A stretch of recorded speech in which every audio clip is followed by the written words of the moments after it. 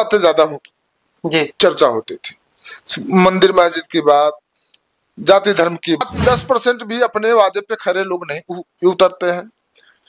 अब पलायन रोकने की जब जनसुराज की तरफ से चर्चा हो रही है, देख रहे हैं कि और परिवार छोड़ करके, बाल बच्चे को छोड़ करके प्रदेश में कमाने जाते हैं, तो स्वाभाविक है कि उनका बाल बच्चा को जो सही। नमस्कार, मैं संजय कुमार, आप लोग देख रहे हैं BBW न्यूज़ 24।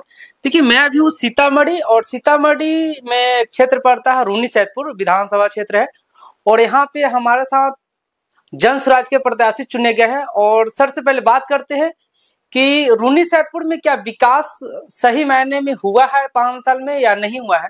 और एक चीज और है, आप लोग देखते हुए कि जनसुराज का नारा है सबका साथ और सबका विकास हो, और उसको विकास के लेवल से एक चीज और देखा जा रहा है कि सबसे पहला बात है कि प्लान कैसे बंद हो और बेरोजगारी कैसे दूर हो।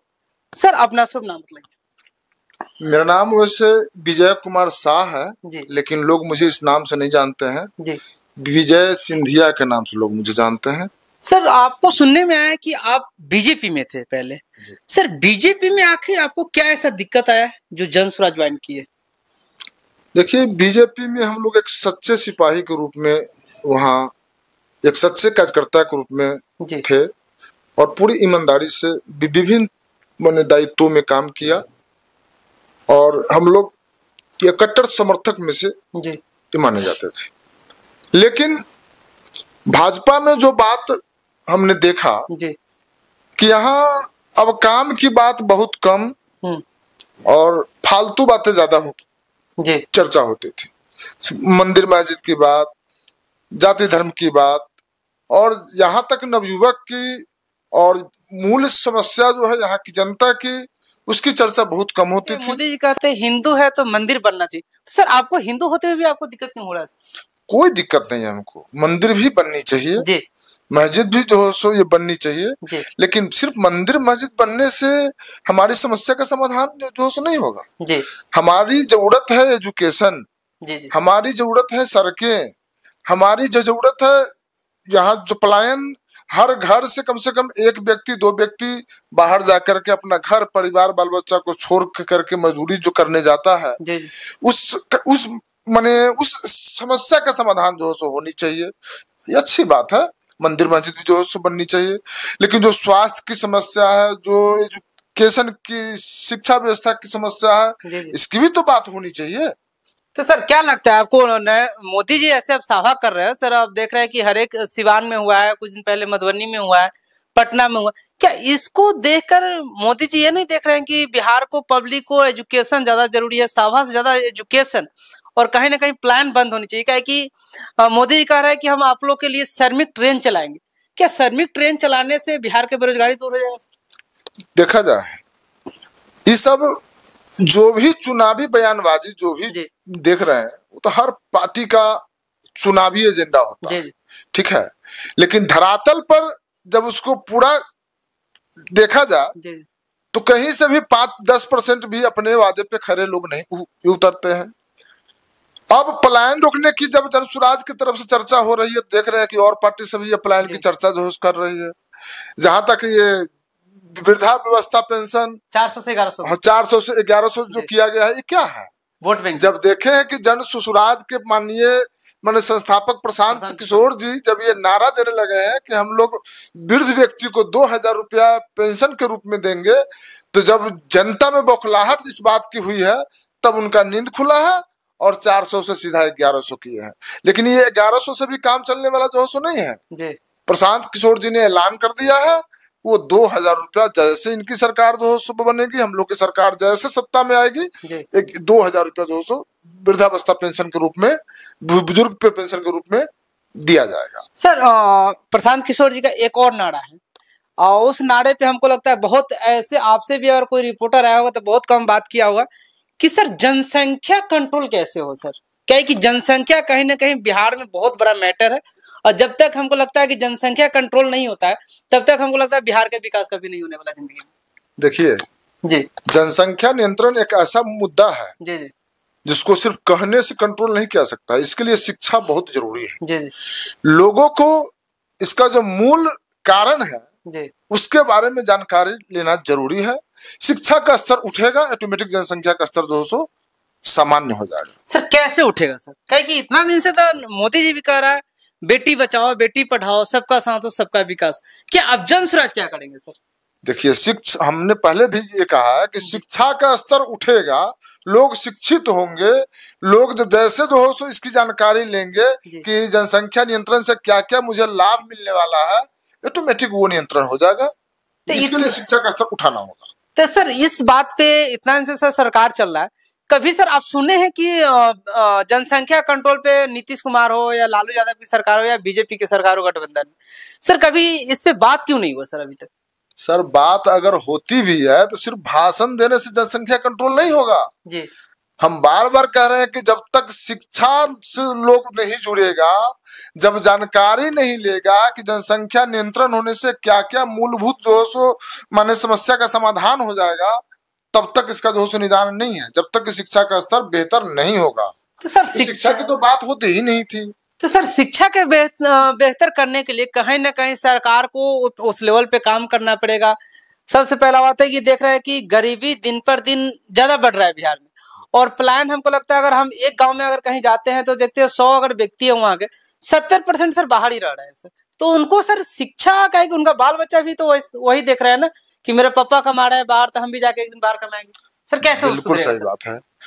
जो भी लोग अपना घर परिवार छोड़ करके, बाल बच्चे को छोड़ करके प्रदेश में कमाने जाते हैं, तो स्वाभाविक है कि उनका बाल बच्चा को जो सही गाइडेंस जो मिलना चाहिए, नहीं मिलता, सही गार्जियनशिप का जो माने मार्गदर्शन मिलना चाहिए, वो नहीं मिल पाता है।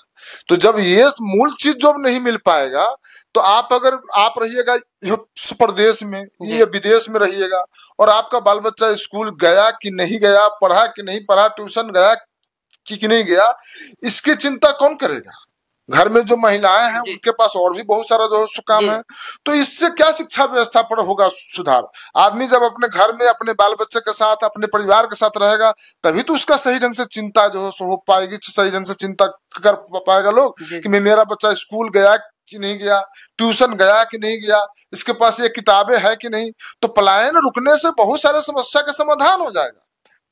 सर एक चीज और हम देख रहे हैं कि आपके सर रून्नी सैदपुर विधानसभा क्षेत्र है, और यहाँ पे हमको लगता है कि सर डेवलपमेंट बहुत अभी कमी है। क्या है कि हम ये चौराहे चौक पे देखते हैं सर, जाम इतना लग रहा है, अभी कीचड़ इतना हो रहा है बारिश के समय में कि सर 100 मीटर तक अभी पानी लगा हुआ है सर। अभी डेवलपमेंट की बात क्या कीजिएगा, यहाँ तो राजनीति एक व्यापार हो गया है। लोग आते हैं, पूंजी लगाते हैं, दारू मुर्गा छींटते हैं, सीट जीतते हैं, और इसके बाद में भूल जाते हैं कि हम ये कहीं के प्रतिनिधि हैं, ये कहीं के विधायक है। अभी आप शिवहर से जो आने वाली जो रोड है, जिसको बेलसन रोड जो कहा जाता है, आप अभी चल करके देखिए, अभी बारिश समझिए तो मानसून अभी चालू भी नहीं हुआ, और उस रोड पर मैंने अभी भी ठेवना भर पानी लगा हुआ है। जी, अभी हम उधर से आप उस पैदल नहीं जा पाइएगा। जूता, अगर आप पैदल उधर से आ रहे हैं तो जूता मोजा खोल के आना होगा। जो मोटरसाइकिल से जाने वाले लोग हैं, उनका पूरा ये कपड़ा बर्बाद हो जाता है।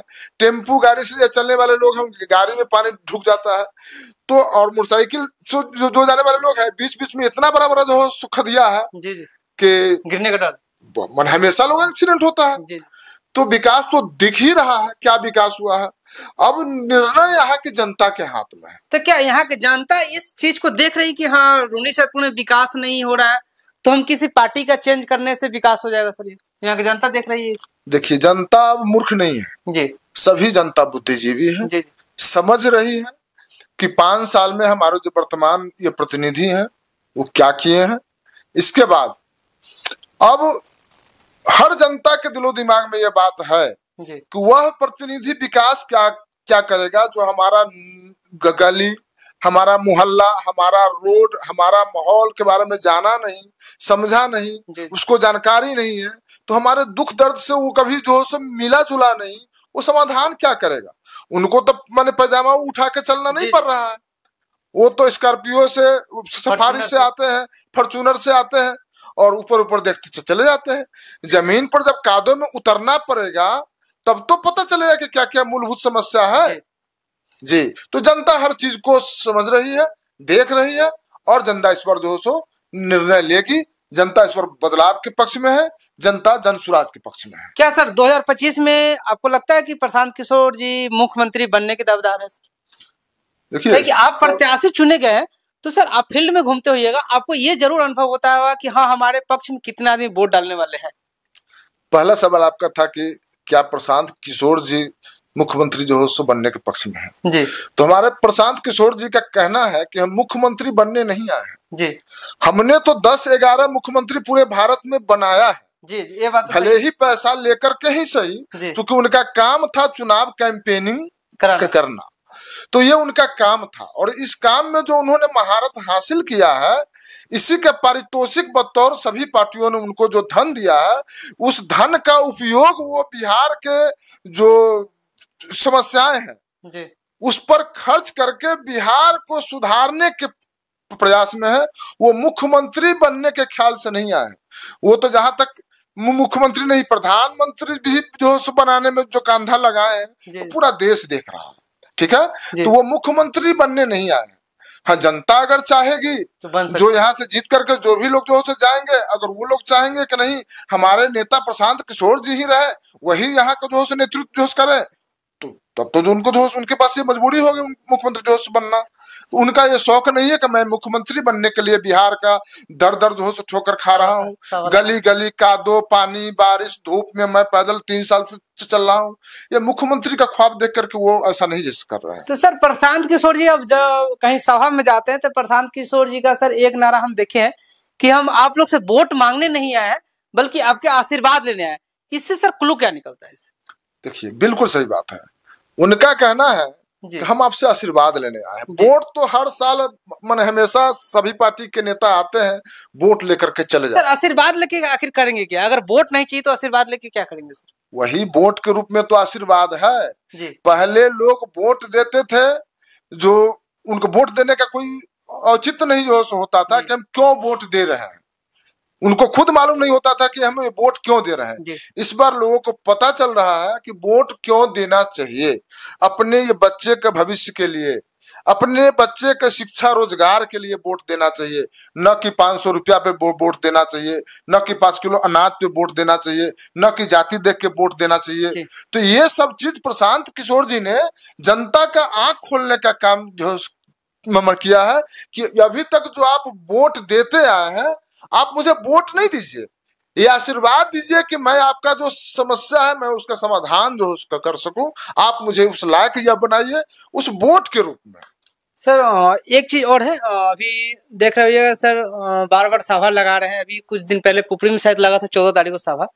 और एक चीज और हमको देखने में आ रहा है कि प्रशांत किशोर जी जब जहाँ जाते हैं वहां सर एकदम भीड़ इतना इकट्ठा हो जाता है, पता चलता है कोई प्रधानमंत्री आ रहे हैं। सर क्या वो लोग देखते हैं तो क्या उन लोगों के मन में जिज्ञासा है, क्या कि आप लोग फील्ड में घूमते हैं, प्रत्याशी भी है, क्या उन लोगों के मन में ऐसा लगता है कि हाँ प्रशांत किशोर जी आएंगे तो बढ़िया काम करेंगे कि नहीं करेंगे, या उन लोगों के मन में डाउट भी रहता है बहुत कि इतना दिन से तो सरकार को हम देख रहे हैं, सरकार कुछ कर नहीं रही, क्या जन स्वराज करेगी?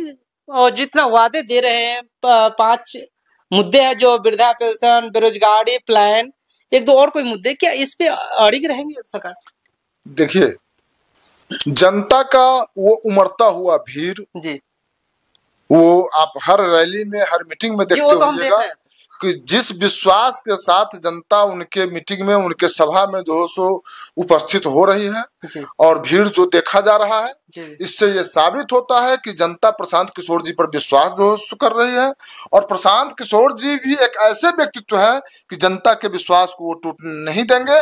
हम लोग भी इसी विश्वास के साथ में जुड़े हैं कि बिहार में कोई ऐसा बेटा, ऐसा समांग, ऐसा नेता उभर के आया है जो बिहार की समस्या के बारे में वो माने दर्द है और उसको दिल से सुलझाने का प्रयास जो कर रहे हैं, दिल से समाधान उसका चाह रहे हैं। और इसी विश्वास पर जनता जो उनके साथ प्यार दिखा रही है और भीड़ दिखा रही है। जन स्वराज तो हमको नहीं लगता है कि पब्लिक ऊपर अभी खर्चा करेंगे, और पब्लिक के ऊपर खर्चा करने वाले बीजेपी आरजेडी है। अभी वो कहते हैं कि चलिए हम 2 केजी मुर्गा देंगे, चावल देंगे, हमारे पास वोट दीजिए, 500 रुपया 1000 रुपया हम देंगे।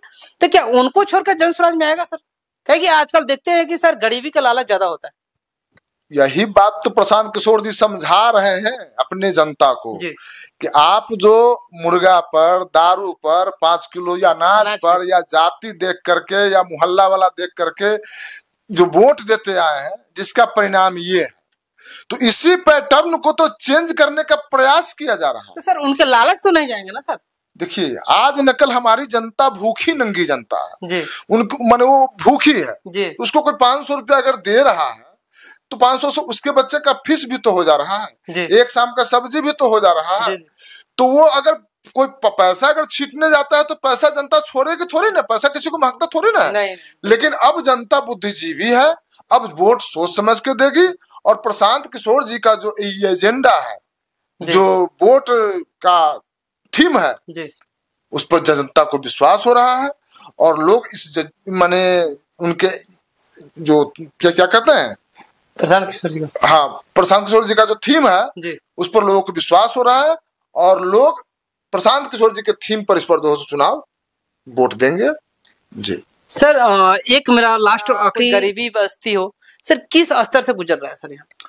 देखिए, लगभग सभी पंचायतों की समस्या वही है, शिक्षा का बेहतर व्यवस्था नहीं है। तो अभी तक हमारे रूनी सैदपुर विधानसभा में कोई न तो पॉलिटेक्निक कॉलेज है, न अच्छी स्कूल है, जो नेत्रहाट टाइप का कोई जो स्कूल की भी व्यवस्था नहीं है।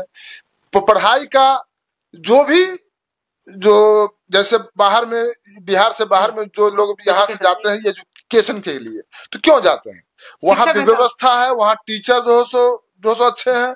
तो वो व्यवस्था हमारे रूनी सैदपुर विधानसभा में आज तक 200 नहीं हो पाया। यहाँ तक कि यहाँ के जो नवयुवक हैं उनका जो स्किल डेवलपमेंट का कोई भी संसाधन नहीं है, चाहे वो खेल के संदर्भ में हो तब, चाहे अपने माने एजुकेशन के संदर्भ में हो तब, या किसी भी क्षेत्र में कोई नवयुवक अगर चाहता है कि मैं अपने आप को डेवलप कर सकूं तो उसकी कोई व्यवस्था नहीं है। यहाँ तक कि खेल का मैदान भी नहीं है। सबसे बड़ी समस्या रूनी सैदपुर की ये है। ये पलायन तो है जी, पलायन तो बहुत बड़ा मुद्दा है, बहुत बड़ा मुद्दा है। और खास करके नवयुवक जब माने जागृत होगा, जब उसकी समस्या का समाधान होगा, तो स्वाभाविक है कि समाज नवयुवक के कंधे पे होता है, वो समाज को सही दिशा में ले चलेंगे। Thank you sir. एक चैनल के माध्यम से मैं समस्त रूनी सैदपुर वासी, रूनी सैदपुर विधानसभा वासी को मैं नमस्कार, ये प्रणाम जो करता हूँ। और साथ ही ये आग्रह करता हूँ कि आप सभी रूनी सैदपुर विधानसभा वासी एक बार तहे दिल से नए चेहरा प्रशांत किशोर जी को एक मौका देते हुए, उन पर विश्वास करते हुए, रूनी सैदपुर के जो आज तक का परिदृश्य रहा है उसको बदलने में, नया बिहार जो बनाने में एक बार साथ अवश्य दें और उन पर विश्वास जो उसको करें। ये निश्चित है कि बिहार का विकास, दशा और दिशा बदल जाएगा। धन्यवाद। चलिए, थैंक यू। और मेरा चैनल हुआ BBW News 24, यूट्यूब, फेसबुक और इंस्टाग्राम से जुड़े रहिए और आगे का अपडेट दिया जाएगा सर।